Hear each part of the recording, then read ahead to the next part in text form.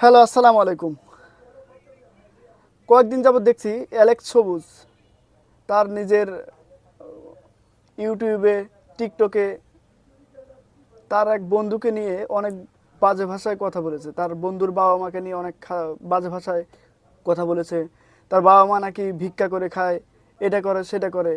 এই অ্যালেক্স সবুজ, তুই তো এক বছর যাবত এই টিকটকে ভাইরাল হয়েছিস রে। শোন, তোরে একটা উপদেশ দেই আমি। তোর এই কারণে আমি গুগলে সার্চ দিয়ে দেখলাম যে অহংকারের অর্থটা কি। তো তুই একটু চেষ্টা করে দেখিস, গুগলে সার্চ দিবি যে অহংকার কি। আমি যে লেখা সার্চ দিয়ে দেখলাম যে অহংকার বলতে বোঝায় অতিমাত্রায় গর্ব করা বা নিজেকে চরমভাবে অতিরিক্ত গুরুত্ব প্রদান করার আচরণ।